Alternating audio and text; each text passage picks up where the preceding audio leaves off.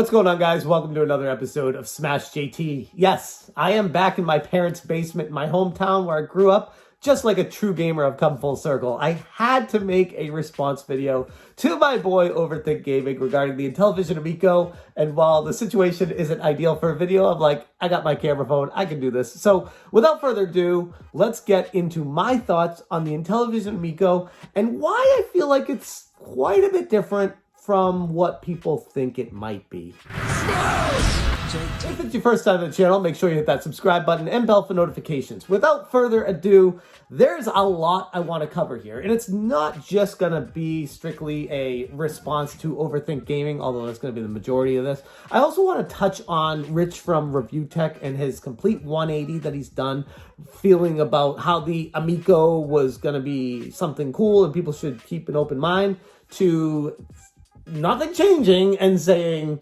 yeah, this console is unnecessary and it sucks and people should hate on it. Like, that's the gist of it. And I hate putting words in people's mouths because they'll say, oh, he never actually said that. He said that. I'm just getting the gist of his message has changed dramatically. And there's other things too. There's people on Twitter that have been commenting like, why do I feel differently about the Amico when I was hating on the Atari VCS?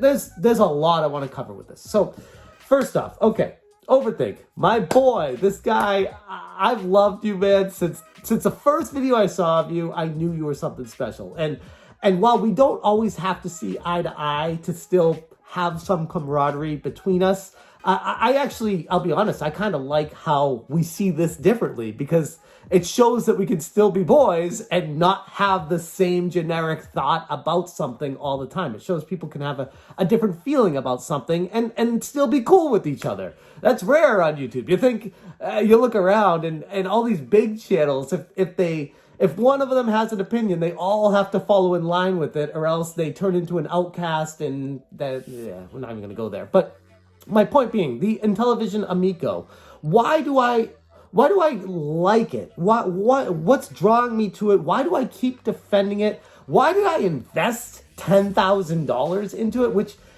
I get it. I get the casual observer hears that and they're like, oh, I'm not going to listen to him about it. He put $10,000 of his own money into it, so of course he's not going to say anything bad about it. He wants it to be a successful system. He wants it to be, no negativity, no anything. Just buy it and don't ask questions.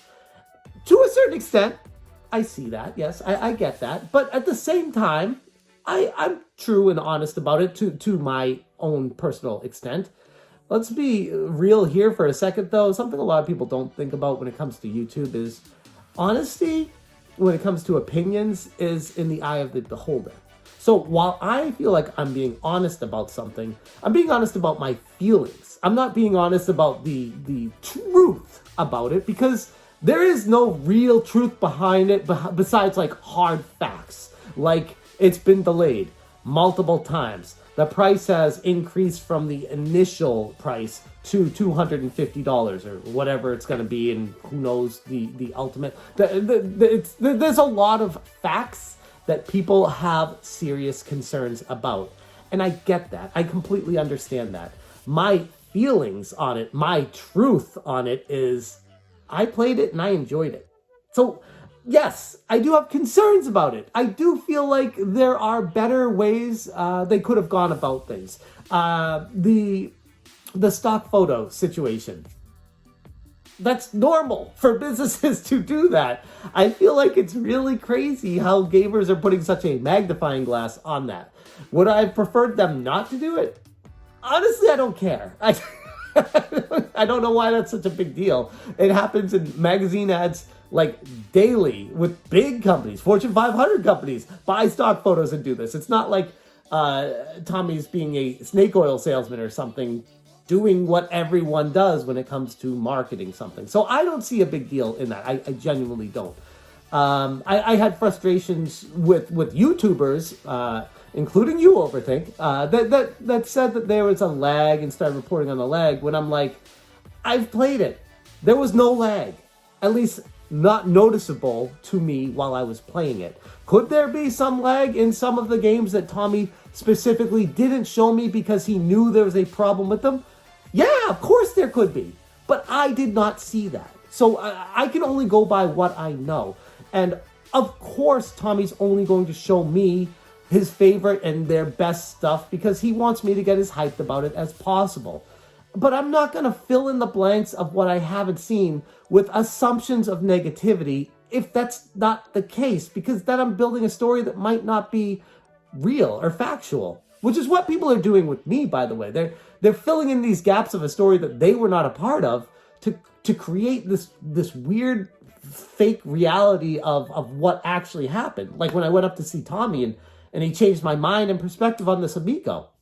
It wasn't because Tommy was just like so nice to me that I was just like, oh my God, okay, I like your product and you're such a cool guy that I just have to like. No, I actually went up there with the intention of being negative about it and really tearing this thing apart so that I could gain popularity on YouTube. I was like, this is my opportunity to rip someone a new one and get really at the nitty gritty with something, because I was coming fresh off the Atari VCS thing, and I felt real good about that and about how I was right for the most part about what a sham that entire organization was, how they treated YouTubers, me in particular, their marketing team, how shady it was, how much money they were spending on that kind of stuff instead of putting it into the console specs that had changed and then changed again, and the price had gone way up and the quality had gone way down, and at one point I didn't even know if it was going to be made, and then it finally did get made, but it was a shell of what they promised people. I was pretty much on point with all of that. So when I went to see Tommy for the very first time, that was my mindset. I'm like, okay, I'm going to do the same thing with the Amico. I'm going to go up there. I'm going to tell Tommy why this sucks, why it's wrong, and why this shouldn't come to market. Like, that was my true intention. And when I went there, Tommy was like, hey, thanks for coming. I'm really excited to show you what we have here. Sat me down, played it for a while, a couple hours. I was up there the whole day, the first time. Back then, it was a while ago. It was like a year and a half ago or so. Back then, I don't think they had the controllers connected to it, or they're having an issue with the operating system connecting with the current version. So we used phones to play it, and it was fun. It was really cool. And I got to hold the controller and test it out and stuff. And I was like, okay, this is cool, but I'd like to use this in a game. But unfortunately, the first time it wasn't available. But I still had a lot of fun playing the games on the Amico. It was cool. It was a very, very, very different experience from the second time I went up to go see it. But this was just my first initial reaction was, okay, this is check. It's a real system. It's a real company. They have real employees. They are really working on it. And it's a new console. I'm excited about this. This is cool, and it's something different. It's not just the same old from the same three, Microsoft, Sony, and Nintendo. The tried and true same games that just come out for all three systems all the time, or just Nintendo with the Mario. No, this is a new game console manufacturer, new company coming out with a new game console. It might not be a direct competitor, but at least it's a new game console, and I'm always interested to see where that stuff goes and what the potential for it, as opposed to the Atari VCS, which is a glorified PC in a box that's completely overpriced. This is going to be unique with original IPs and stuff like that. So that was my mindset from the first meeting with Tommy. And I know I sound super defensive here, but I feel like I have to be. People are really coming at me here. I'm like, I genuinely enjoyed my time with it that first meeting, and I was really looking hard to poke, prod, and pry some holes in this so I could talk about that and get some good quality, unique content out of it. And I didn't find any of that. I mean, like I said, besides the controllers that were not linking initially, but this was a year and a half ago, shortly after they had announced the system in the first place. My most recent trip up there, the controllers were synced up, and it was working perfectly fine. And there were no issues with lag, like I said. So I haven't had a bad experience. So I don't get why people like Rich. I saw him do a tweet the other day that was saying like, these people are afraid to be honest because they don't want their channels to be destroyed. I don't care about my channel anymore. Like, I really don't. If you guys have been following me, I make videos when I have something I'm passionate about. I'm not trying to get to 1 million subs like Rich is right now, and what it looks like to me using the Amico as an opportunity to to garner support from the mob to grow his own channel. That's what it looks like to me. I could be wrong, and I shouldn't make those kind of assumptions, but it's just kind of weird when you go from liking a console to completely not liking a console whatsoever. I mean, you might say, like, you might sprinkle some, oh, this looked okay, but for the most part, you've completely 180'd this whole thing. And the only thing that's changed is you're getting close to 1 million subs and you're trying to grow. From a YouTuber perspective, that's what it looks like to me.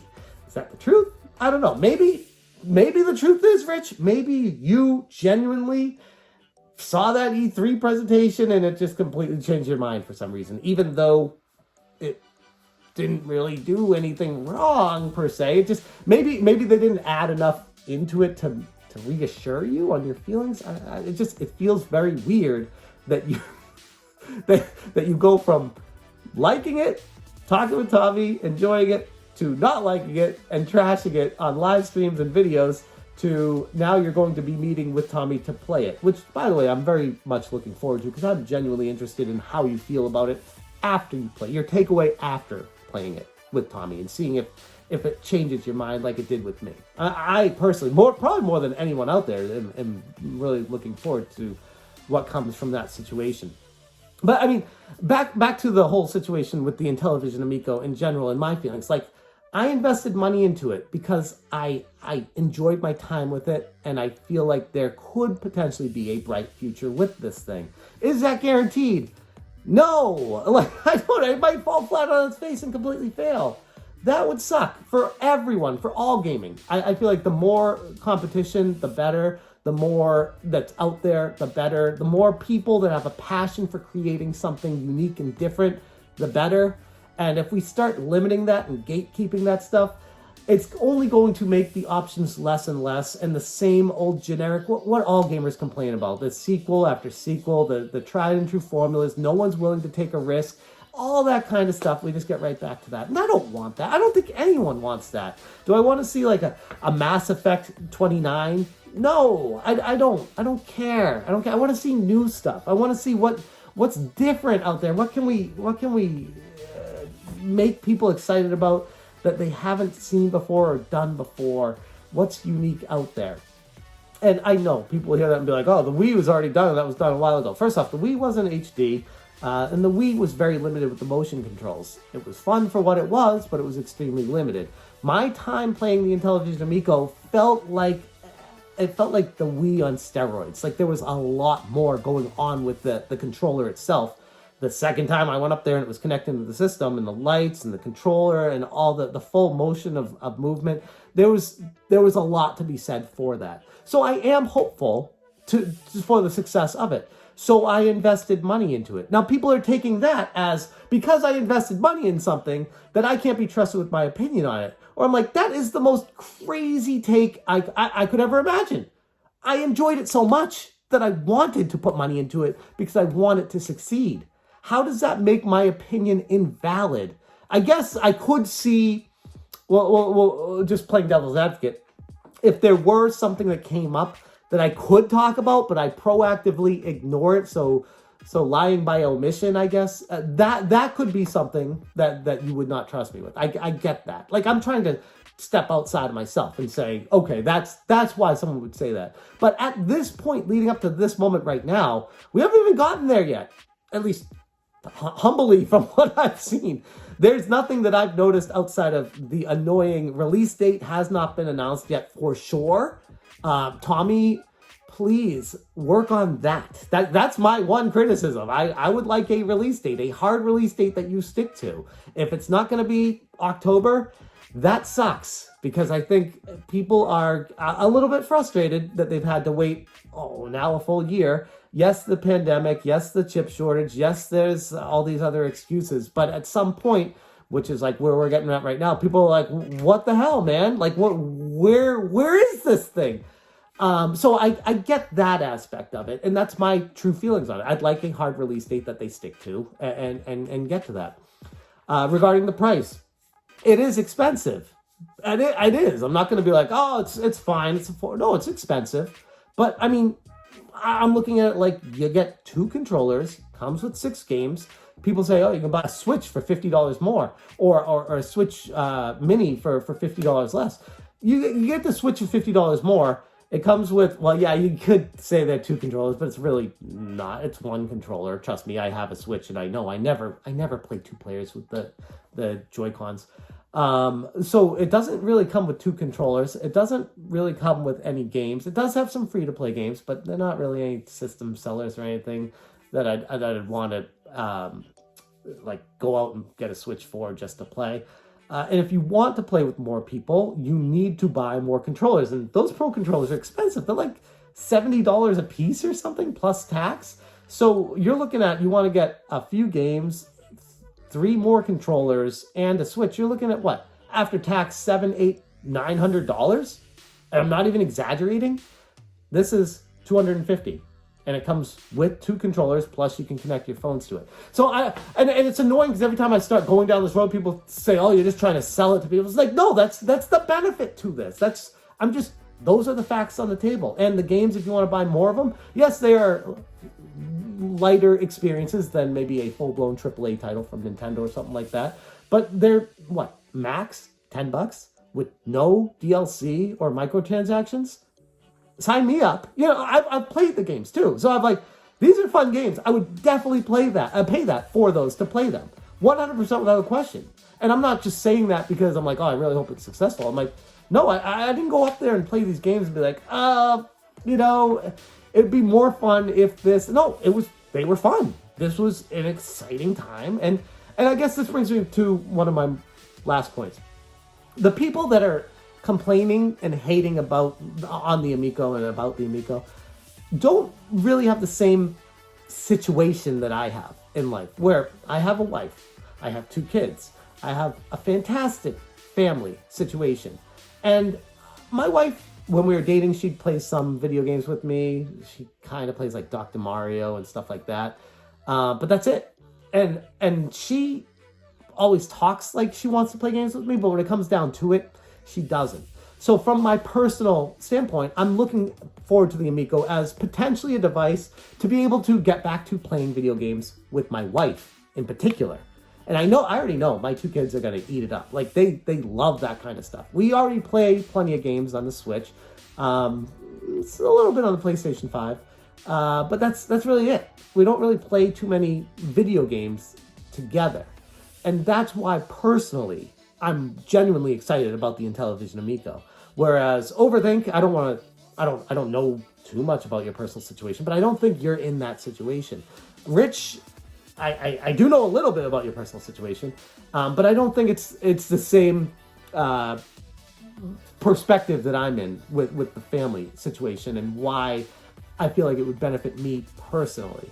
And if that doesn't speak to you, that's fine. I don't care, but I'm letting you guys know why I'm excited about it, because I feel like there's just this onslaught of negativity on YouTube right now against the Amico about why it's such a terrible thing. And I'm just like, all these people are just cookie cutters listening to an influencer and then regurgitating it in a comment section. Pat and Ian and now Rich from Review Tech trashing it.